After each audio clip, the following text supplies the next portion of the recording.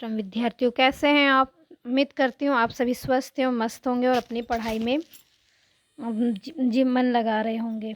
पिछली वीडियो में हमने अध्याय 2 भारत के संसाधन के अंतर्गत कृषि फसलों में खेती के प्रकार पढ़े थे, जिसमें सामान्य खेती, विशिष्ट खेती, शुष्क खेती, मिश्रित खेती, सिंचित खेती एवं खेती की प्रणालियाँ पढ़े थे, जिसमें व्यक्तिगत खेती, सामूहिक खेती, सहकारी खेती, सरकारी खेती, पूंजीवादी खेती पढ़े थे। साथ ही साथ कृषि विकास हेतु जो सरकार ने हमारी भारतीय गवर्नमेंट ने जो प्रयास किए हैं कृषि को उन्नत करने के लिए, उसमें हरित क्रांति, श्वेत क्रांति, पीत क्रांति, नीली क्रांति, गुलाबी क्रांति आदि पढ़े थे।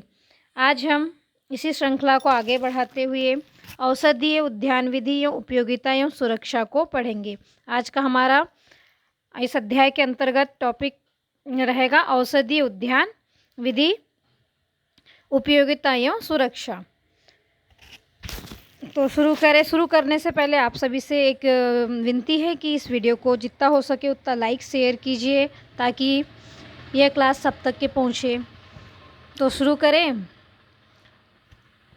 भारत में जलवायु एवं मिट्टी की विभिन्नता के कारण फलों, सब्जियों, जड़ी बूटियों, सुगंधित पौधे, मसाले एवं बागवानी फसलों के उत्पादन की अच्छी संभावना है। आप सभी जानते हैं कि हमारा भारत विविध प्रकार की जलवायु का है।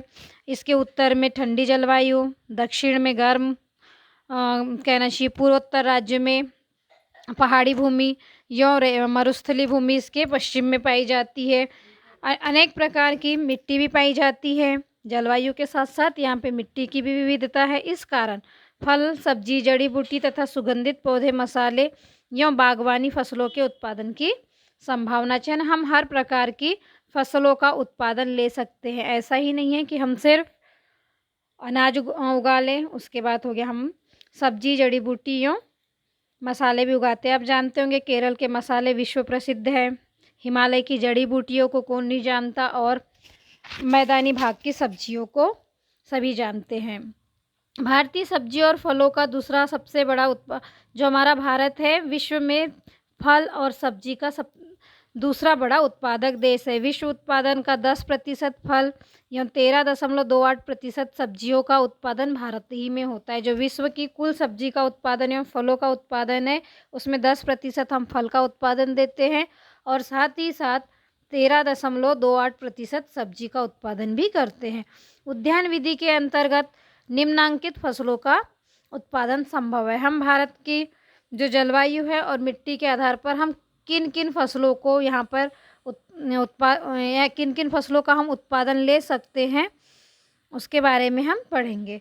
फल, भारत में उष्णकटिबंधीय फलों के अंतर्गत आम, केला, नींबू, अनानास, पपीता, चीकू, कटहल, लीची। शीतोष्ण कटिबंधीय फलों में सेब, आड़ू, नाशपाती, खुबानी, बादाम, अखरोट,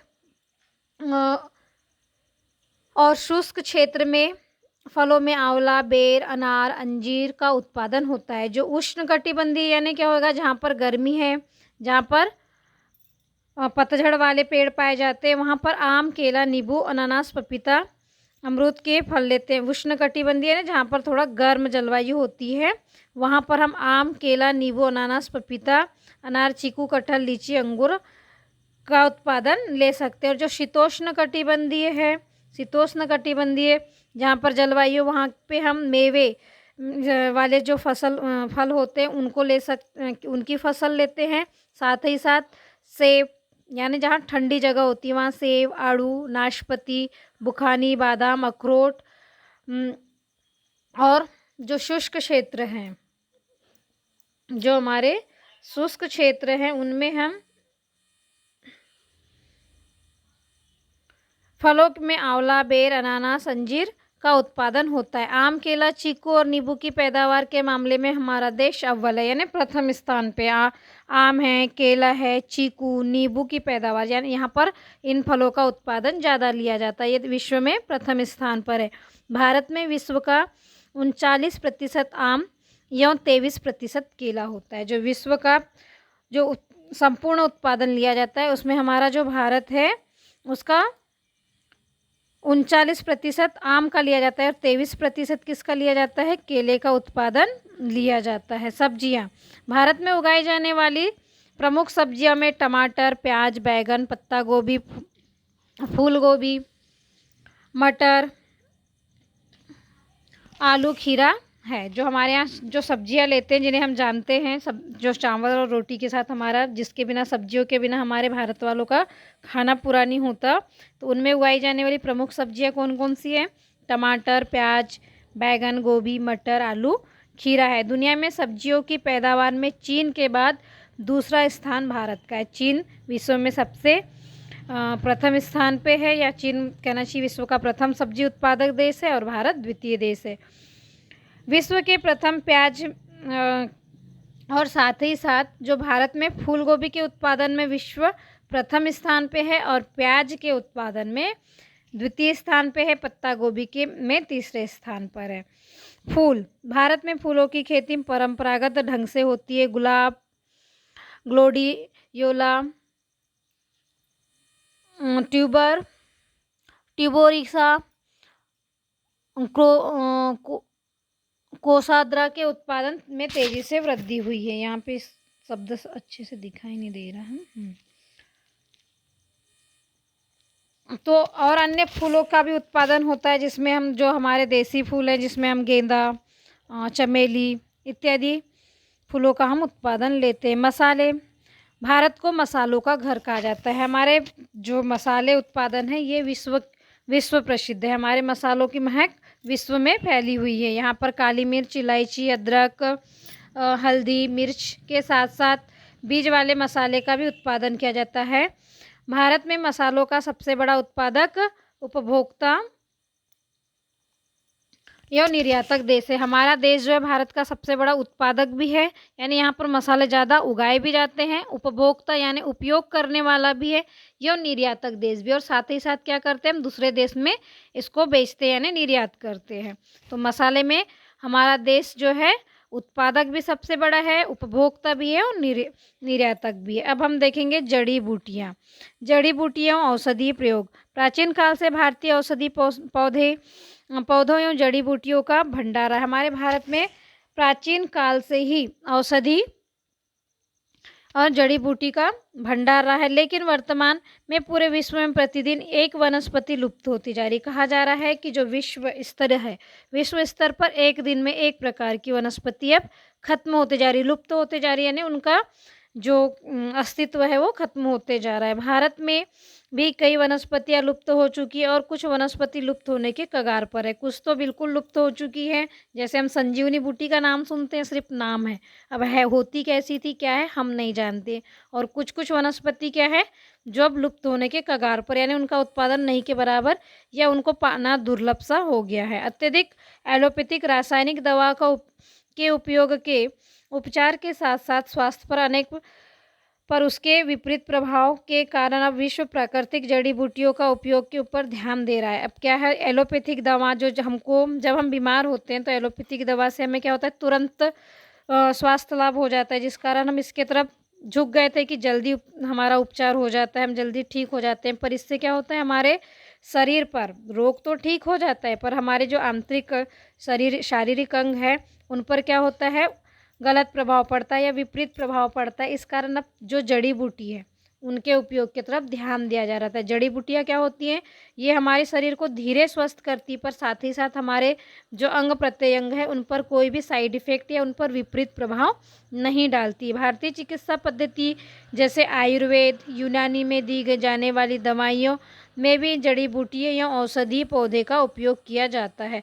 जो यूनानी चिकित्सा पद्धति है और आयुर्वेद है, इनमें जड़ी बूटियों के माध्यम से ही रोगों का इलाज या उपचार किया जाता है। आयुर्वेद के क्षेत्र में भारत प्रारंभ से ही अग्रणी रहा है। हमारा आयुर्वेद एक, हमारे इसमें क्या है, हमारे भारत संस्कृति में एक वेद ही लिख के हो गया है, जिसमें पूरी चिकित्सा पद्धति बताई गई है, जिसे हम आयुर्वेद के नाम से जानते हैं। आचार्य चरक द्वारा चरक संहिता तथा आचार्य सुश्रुत द्वारा रचित सुश्रुत संहिता तथा आचार्य सुश्रुत द्वारा ज्ञात होने के साथ साथ ज्ञान की एक पीढ़ी से को दूसरी पीढ़ी को मौखिक स्थानांतरण होता रहा है। ये पहले जो हमारे ऋषि मुनि हुआ करते थे, जिनमें चरक और सुश्रुत बहुत प्रसिद्ध है, इनने क्या किया, अपने ज्ञान को लिख के नहीं रखे थे। एक पीढ़ी से दूसरी पीढ़ी तक के सिर्फ मौखिक यानी बोल बोल के ही हस्तांतरित यानी देते रहे हैं, अपने ज्ञान को बांटते हैं। तो ये आज हमारे पास कई चीज़ तो लिखी हुई नहीं है और कुछ चीज़ें आयुर्वेद में लिखी हुई मिलती है। चरक संहिता और ये सुश्रुत संहिता किसी और ने लिखा है, पर इनके दिए हुए ज्ञान को ही इसमें भंडारित किया गया है। भारत में औषधियों की विभिन्न प्रणालियों में करीब 7,500 प्रजातियों का उपयोग किया जाता है। जो हमारी औषधि पौधे हैं, इनमें 7,500 प्रजाति के पौधे का उपयोग किया जाता है। इनमें कुछ औषधियाँ की मांग बहुत अधिक है। इनमें से कुछ ऐसे पौधे हैं जिनकी बहुत ज़्यादा मांग है, जैसे मूसली, शतावरी, शंखपुष्पी, अश्वगंधा, सर्वगंधा, नागरमोवा, गिलोय इत्यादि। गिलोय का नाम तो हर कोई जानता है आजकल। शंखपुष्पी कहते हैं शंखपुष्पी के सेवन से बुद्धि बढ़ती है। बढ़ती हुई मांग को देखते हुए इन प्रजातियों या जड़ी बूटियों की व्यवस्थित रूप से उगाने की कोशिश की जा रही है। क्या है ये औषधियों के हमें बहुत फ़ायदे दिखते हैं, तो इनका उपयोग आजकल अधिक होते जा रहा है और इनके उपयोग के लिए अब किया जा रहा है, इनकी खेती के रूप में इनको किया जा रहा है। वर्तमान समय में औषधि पौधों की कृषि की संभावना अधिक है, क्योंकि भारत की जलवायु इन पौधों के उत्पादन को आसानी से किया जा सकता है। हमारी जो भारतीय जलवायु, भारत की जो जलवायु है, यहाँ पर इन पौधों को उगाया जा सकता है। ये उसके अनुकूल है, जो औषधि पौधे हैं उनके उगने के अनुकूलित है। हम रोज़मर्रा के जीवन में कई पौधे का उपयोग दवाओं के रूप में करते हैं। जैसे सर्दी होने पर सामान्यतः हम तुलसी का काढ़ा लेते हैं।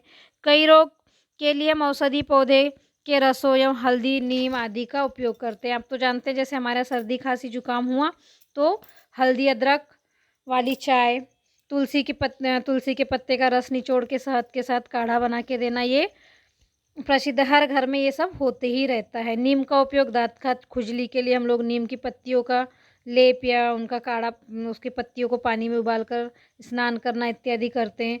आयुर्वेदिक चिकित्सा पद्धति में पौधों के 5 अंग, पंचांग, 5 जो हमारे पौधे होते हैं, पेड़ पौधे होते हैं, उनके 5 अंगों का उपयोग करते थे। उनमें क्या है, छाल या तना, जड़, पत्ते, फूल व फल।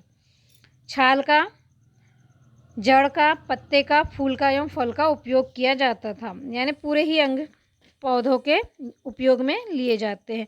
अन्य दूसरी औषधि प्रणाली में पौधे का उपयोग किया जाता है। उदाहरण के लिए होम्योपैथी औषधि, साथ ही आयुर्वेद के साथ साथ होम्योपैथी में भी औषधि प्रणाली में पौधों का ही उपयोग किया जाता है। एलोपैथी की आधुनिक चिकित्सा प्रणाली में सिनकोना की पेड़ की छाल से कुनेन नामक दवाई बनाई जाती है। साथ ही साथ जो एलोपैथी दवा है, उसमें भी सिनकोना के पेड़ की छाल से कुनेन की दवा बनाई जाती है, जो मलेरिया के इलाज के लिए उपयोगी है। प्रदेश में पाए जाने वाले बैगा आदिवासी लोग पारंपरिक वैद्य के रूप में विख्यात हैं। प्रदेश में मंडला, ढिंडोरी और बालाघाट जिले में बैगा आदिवासी बहुल जिले हैं।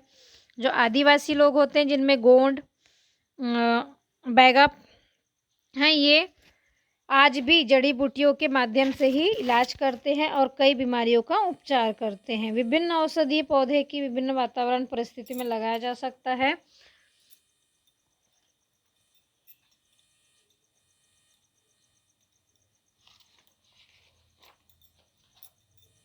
निश्चित वातावरण में भी किया जा सकता है। इसमें किसान औषधि पौधे की खेती कर अच्छा लाभ कमा सकते हैं। औषधि पौधे और जड़ी बूटियां मानव के लिए प्राकृतिक प्रदत्त अमूल्य उपहार कहा जाए तो अतिशयोक्ति नहीं होगी। जो जड़ी बूटी हैं या औषधीय पौधे हैं, ये हम मानव को प्रकृति से प्रकृति द्वारा दिया गया अमूल्य उपहार है, क्योंकि इनसे ही, चाहे वो डायरेक्ट हो चाहे वो इनडायरेक्टली हो, है ना, हम लोग प्रत्यक्ष या परोक्ष रूप से इनका उपयोग करके हम स्वास्थ्य लाभ करते हैं। तो अमूल्य उपहार कह के हम कोई अतिशयोक्ति का प्रयोग नहीं करते। ये हमारे लिए क्या है, सत्य है और इसमें कोई संशय नहीं है। प्रमुख औषधि पौधे और उनका उपयोग हम अब देखते हैं। पहली है मुलेठी। मुलेठी को संस्कृत में मधुक कहा जाता है। मुलेठी का संस्कृत नाम क्या है, मधुक है। क्योंकि इसके स्वाद मीठा होता है। इसे मधुक क्यों कहा जाता है? क्योंकि इसका स्वाद क्या होता है? मीठा होता है। इसका पौधा लगभग 2.5 फुट ऊंचा, लंबा एवं हरी पत्ती वाला होता है तथा इसके फूल सफ़ेद एवं बैंगनी रंग के होते हैं। इसकी जड़ एवं सत्त मुलेठी बाजार में पंसारियों के यहाँ मिल जाते हैं। किराने की दुकान में मुलेठी आराम से मिल जाती है। सफ़ेद मुलेठी और बैंगनी मुलेठी 2 प्रकार की होती है। ये औषधि उपयोग, इसका उपयोग क्या होता है? मुलेठी का गला खराब होने पर, मुंह के छाले होने पर मुलेठी को चूसने से लाभ होता है। पेट खराब होने, पेट के अल्सर के घाव को भरने में भी इसका उपयोग होता है। फोड़े पर इसका लेप लगाने से जल्दी पककर फूट जाते हैं। हृदय रोग तथा खांसी में भी इनका उपयोग लाभकारी है। यानी देखिए, एक मुलेठी के कितने गुण है। ये गला खराब होने पर भी काम आता है, मुंह के छाले होने पर भी, साथ के साथ जो अल्सर हमारे पेट में छाले हो जाते हैं उस पर भी ये काम लाभप्रद है। साथ ही जो हमारे त्वचा पर फोड़े फुंसी होते हैं उन पर भी लेप लगाओ तो जल्दी सूख जाते हैं। हृदय रोग और खांसी में भी इसका प्रयोग लाभकारी है। गंवार फाटा, जिसे हम घृत कुमारी या एलोवेरा के नाम से जानते हैं, इसे अंग्रेजी में इंडियन एलोब के नाम से भी जाना जाता है। यह संपूर्ण भारत में मिलने वाला पौधा है। यह पौधा जड़ के ऊपर के चारों ओर मोटे मांस पत्ते गुदायुक्त, लगभग 1 से आधा फुट ऊंचे, 2 से 3 इंच चौड़े व किनारे पर छोटे छोटे कांटे होते हैं। जिससे यह आरी के जैसे दिखाई देता है। फूल लाल पीले रंग के युक्त फूल होते हैं। इसके पत्ते को काटने पर अर्ध पारदर्शक द्रव्य गुदा निकलता है। एलोवेरा का तो हर कोई जानते हैं, हर घर में मिल ही जाता है। और इसका जो पहचान है, मोटा होता है ये, और इसके अंदर लसलसा एक पदार्थ भरा होता है जिसका हम उपयोग करते हैं। इसका औषधि उपयोग क्या है? शहद के साथ इसके पत्तों का रस लेने से खांसी व कफ में आराम मिलता है। पत्तों को का ताज़ा गुदा लेने से गठिया, कटिवात एवं जोड़ों के दर्द में आराम मिलता है। इसके गुदे को जले भाग पर लगाने से फफोले नहीं पड़ते। घावों एवं दर्द का उपचार में उपयोगी होता है। सौंदर्य निखारने हेतु प्रसाधन सामग्री में इसका अत्यधिक उपयोग होता है। चर्म रोग में भी इसका गुदा उपयोग होता है। यह रुधिर विकार तथा त्वचा रोग नाशक है। ये स्किन इन्फेक्शन को रोकने के लिए भी इसका उपयोग होता है। साथ ही साथ ये जो जोड़ों के दर्द होते हैं, गठियावात होते हैं, इसमें भी उपयोगी होता है। अश्वगंधा 2 प्रकार के होते हैं, नागेरी अश्वगंधा और देसी अश्वगंधा। ऊंचाई नागेरी अश्वगंधा के पौधे, जो नागेरी अश्वगंधा है उसके पौधे की ऊंचाई 2 से 3 फुट होती है और देसी अश्वगंधा के पौधे की ऊंचाई 3 से 6 फीट होती है। इसके पौधे अक्टूबर नवंबर में हल्के पीले हरे फूल आते हैं। इसके फूल कैसे होते हैं? हल्के पीले और हरे फूल होते हैं। जड़ मूली के आकार की होती है, लगभग 6 से 12 इंच लंबी होती है तथा 3 से 4 सेंटीमीटर मोटी होती है। अश्वगंधा के औषधीय उपयोग क्या है? अश्वगंधा की पत्ती का उपयोग नेत्र एवं क्षय रोग, जिसे हम टीबी के नाम से जानते हैं ना, उसमें किया जाता है और आँखों के लिए भी इसका उपचार किया जाता है। इसका उपयोग टॉनिक के रूप में दमा, ज्वार, कमजोरी, उच्च रक्तचाप और कुपोषण आदि के लिए किया जाता है। अश्वगंधा एक प्रकार की क्या है? कमजोरी दूर करने वाली, बीपी को कंट्रोल में करने वाली और कुपोषण से बचाने वाली औषधि है। सर्पगंधा प्राकृतिक रूप से मध्य प्रदेश के पश्चिमी भाग में पाया जाता है। जो हमारे मध्य प्रदेश में सर्पगंधा पश्चिमी भाग में पाया जाता है। इसकी ऊंचाई लगभग 1.5 से 4 फुट ऊंचे होते हैं। इसके पत्ते चक्राकार रूप में गहरे रंग के भालाकार तथा चमकदार होते हैं। पुष्प गुच्छ में 1 इंच लंबे गुलाबी लाल रंग के होते हैं। इसके फूल गोल गुठलीदार एवं पकने पर चमकदार काले रंग के होते हैं। औषधीय गुण सर्पगंधा के,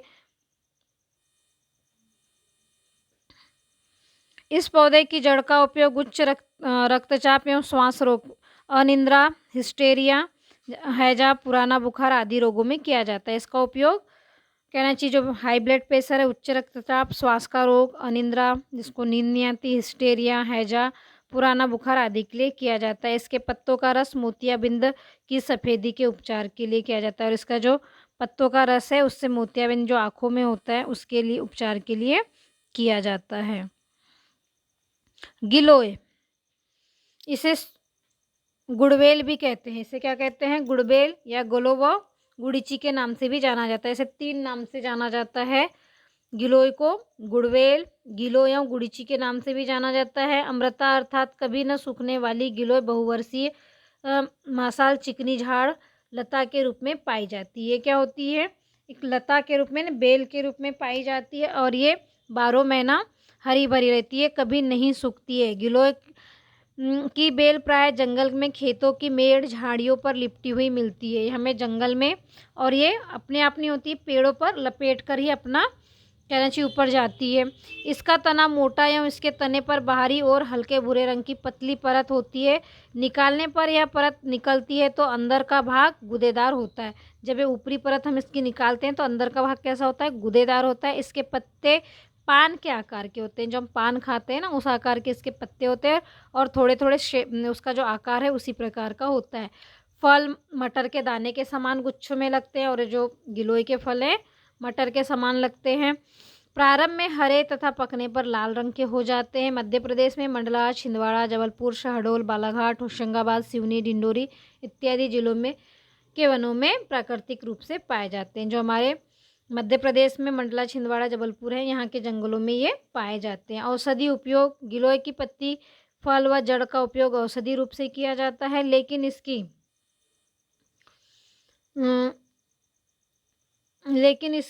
इसका तना सर्वाधिक उपयोगी होता है। गिलोय का सारी जड़ भी यूज़ में की जाती है, फल और पत्ती भी की जाती है, पर जो सबसे ज़्यादा उपयोगी है वो है तना। इसके फल का उपयोग पीलिया एवं गठिया रोग के उपचार में तथा सूखे पाउडर को घी व शहद के साथ मिलाकर बलवर्धक टॉनिक के रूप में, ज्वर में इसका तनों को छिलकर उसका रस निकाल कर देना उपयोगी होता है। शहद के साथ इसका पाउडर बना लेते हैं और देते हैं तो जब बुखार आता है उसके बाद कमज़ोरी दूर करने के लिए होता है। और जो तने हैं इसको छिलकर जब बुखार आता है तो दिया जाता है, जिससे कि बुखार कम होता है। इसका चूर्ण वमन व हिचकी में उपयोग होता है और चूर्ण का भी उपयोग किया जाता है। शतावरी: शतावरी को शतावर या नारायणी नामों से भी जाना जाता है। शतावरी को दूसरा नाम क्या है? शतावर या नारायणी। इसकी बेल लगभग संपूर्ण भारत में पाई जाती है। शतावरी भी बेल रूप में ही होता है, एक बेलीय पौधा है और यह पूरे भारत में पाया जाता है। यह आरोही कटीली लता के रूप में पाई जाती है। इसमें कांटे होते हैं। इसकी पत्ती 1.5 से 2.5 सेंटीमीटर बारीक सुइयों के समान रहती है। फूल सफ़ेद गुच्छे के रूप में, जो बाद में छोटे छोटे गोल फल के रूप में पकने पर लाल रंग के हो जाते हैं। पहले क्या होता है? सफ़ेद गुच्छे में फूल लगते हैं और फल लगते हैं, उसके बाद वो पकने पर लाल हो जाते हैं। इसकी जड़ में सफ़ेद लंबे कंद होते हैं। यह कंद ही शतावर के नाम से जाना जाता है। और जड़ में क्या होते हैं? छोटे छोटे कंद आ जाते हैं, लंबे लंबे आकार के होते हैं। जो जड़ में कंद रहते हैं उसे ही क्या जानते हैं? शतावर के नाम से जाना जाता है। औषधीय गुण: शतावर की औषधि के रूप में हम किस प्रकार से उपयोग करते हैं?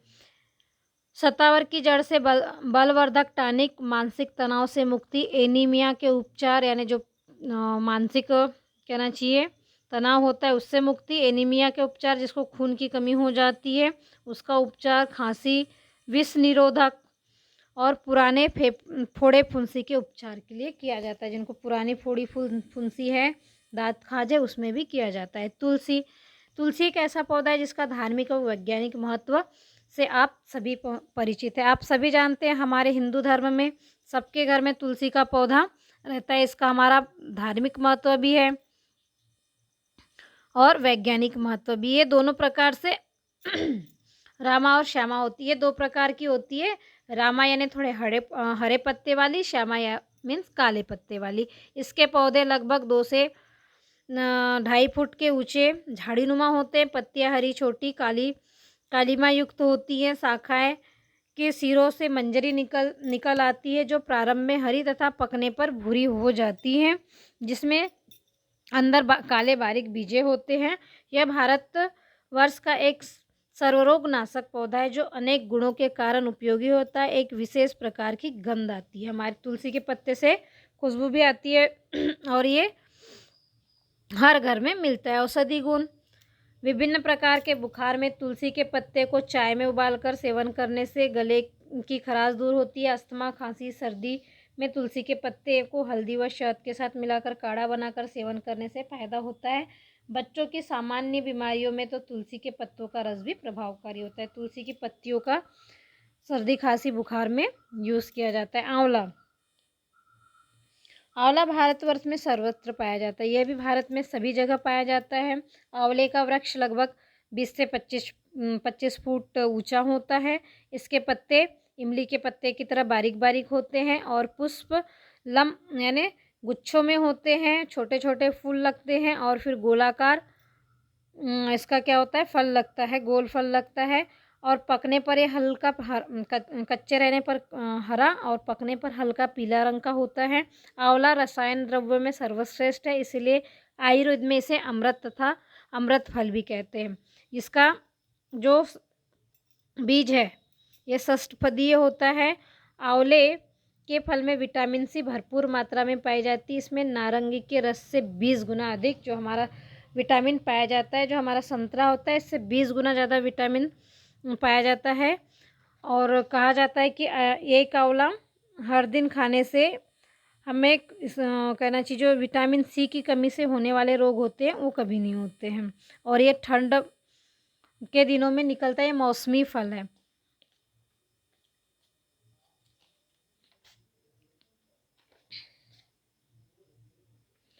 औषधि गुण, हर्रा, बेहड़ा और आंवले का त्रिफला चूर्ण तैयार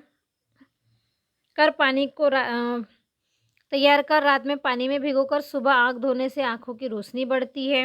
प्रतिदिन रात्रि में सोने से पूर्व गुनगुने पानी के साथ त्रिफला चूर्ण लेने से पेट संबंधी विकार दूर होते हैं। आंवला, रीठा, शिकाकाई का उपयोग बालों के विकास के लिए उपयोगी होता है। ब्रह्मी में से निर्मित तेल भी बालों के लिए अच्छा होता है। आंवले का रस मिश्री के साथ मिलाकर देने से हिचकी और उल्टी नहीं में आराम मिलता है। आंवला चूर्ण का रात में सेवन समय घी या शहद या पानी के साथ सेवन करने से जठराग्नि तीव्र होती है, यानी भूख अच्छी लगती है। इसका नियमित सेवन रक्त को बढ़ाने में उपयोगी होता है। रोज इसका सेवन करने से हमें खून की मात्रा बढ़ती है। आयुर्वेदिक औषधि च्यवनप्राश का मुख्य घटक आंवला ही होता है। और जो हम च्यवनप्राश खाते हैं उसका मुख्य घटक क्या होता है, आंवला ही होता है, जो शक्तिवर्धक होने के साथ साथ रोग प्रतिरोधक क्षमता को भी बढ़ाता है। जो कहना चाहिए आंवला क्या है, हमारी बॉडी को इम्यूनिटी देता है, जो हमारी शक्तिवर्धक होता है, हमें बल प्रदान करता है, साथ ही साथ रोगों से लड़ने की क्षमता प्रदान करता है। हल्दी, हर घर की रसोई में हल्दी का उपयोग रोज होता है ना। ये अपना औषधि गुण भी रखती है। और मांगलिक कार्यक्रम में भी हल्दी के बिना कोई मांगलिक कार्यक्रम पूरा नहीं होता है। सौंदर्य प्रसाधन मैंने यानी अपना जो कहना चाहिए हमारा निखार लाने के लिए भी हल्दी का इस्तेमाल होता है। क्रीम वगैरह में भी इनका यूज़ किया जाता है। इसका पौधा 2 से 3 फीट ऊंचा होता है, भालाकार, कुछ कुछ केले के पत्ते के समान इसकी आकृति होती है। जो कि हल्दी के पत्ते और केले के पत्ते में सिमिलरिटी होती है। केले के पत्ते बड़े होते हैं, हल्दी के पत्ते छोटे होते हैं। इसके में भूमिगत कंद अदरक के समान पीले रंग का होता है। इसमें उबालकर सुखाकर इसका प्रयोग किया जाता है। इसे उबाला जाता है और फिर सुखाकर चूर्ण के रूप में और गांठ के रूप में इसका उपयोग किया जाता है। नीम, नीम का वृक्ष संपूर्ण भारत में पाया जाता है। यह पर्यावरण को शुद्ध करता है। इस पेड़ की प्रत्येक भाग उपयोगी होता है। और नीम का पत्ते, फूल, फल, जड़, छाल सभी उपयोग में आते हैं। और यह कहना चाहिए नीम का जो औषधि गुण है वो तो कहना चाहिए हर किसी से छिपा नहीं है।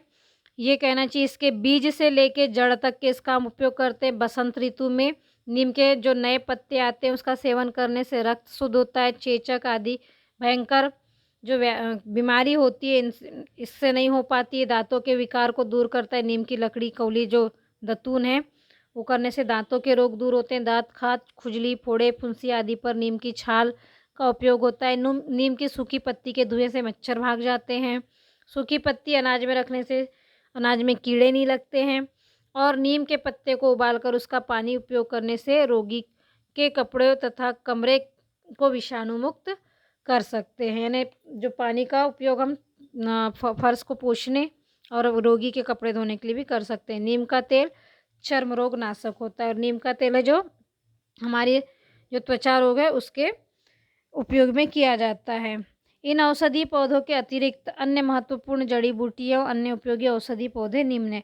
जो हमने ऊपर पढ़े, इनके अलावा भी कुछ और औषधीय पौधे हैं, जैसे कि मुसली, शंखपुष्पी, नागरमोथा, अन्य ऐसे बहुत से पौधे हैं जो हमारे यहाँ उपयोग में किए जाते हैं। उद्यान के विकास कार्यक्रम अब ये उद्यान की विकास कार्यक्रम क्या होता है, इसको जान लेते हैं।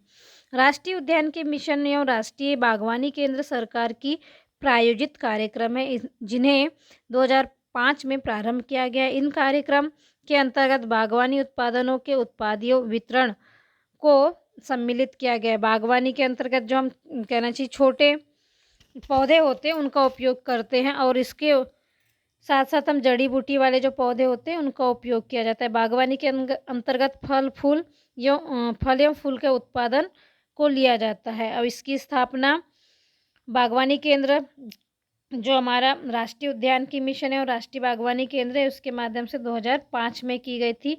इसमें क्या क्या प्रावधान किए गए थे? कलम बैंक स्थापित करना, पर्याप्त गुणवत्ता वाले पौधों का उत्पादन एवं पूर्ति की क्षमता बढ़ाना, बागवानी फसलों के उत्पादन एवं उत्पादकता में वृद्धि करना, मिट्टी एवं पत्तियों के परीक्षण हेतु प्रयोगशालाएं, पौधेशालाएं, पाली हाउस, ग्रीन हाउस की सुविधाएं बढ़ाना। जो कहना चाहिए प्रावधान है वो तो जो है, जो मिट्टी की गुणवत्ता के साथ साथ जो ग्रीन हाउस देखे होंगे आपने कि कुछ कुछ प्रयोगशालाएं बनाई जाती जहाँ पर छोटे छोटे पौधे को एक टेंट हाउस बनाते हैं, ग्रीन वाला टेंट हाउस, और वहाँ पे रखते हैं। ये सब किसके अंतर्गत किया जाता है? बागवानी केंद्र के द्वारा किया जाता है। निर्यात के लिए उच्च किस्म के बागवानी फसलों का उत्पादन करना, और जो बाहर हम विदेशों में सामान बेचते हैं उसके लिए बागवानी की जो फसल है उनका उत्पादन बढ़ाना, और साथ साथ क्या होना चाहिए, उनकी गुणवत्ता में भी विकास करना। उच्च किस्म के प्रसंस्करण उत्पादों की पैदावार बढ़ाना, और साथ ही साथ पैदावार भी बढ़ाना है। विपणन एवं निर्यात के लिए मूलभूत सुविधा में वृद्धि करना, और ज़्यादा से ज़्यादा विदेशी बाजार को विस्तृत करना। अपने जो देश की उत्पादन क्षमता है उसको बढ़ाना, साथ ही साथ कहना चाहिए उनको विदेशों तक के पहुंचाना। उपलब्धियाँ, अब जो ये कार्यक्रम चलाया गया उसमें हमें क्या क्या उपलब्धि मिली?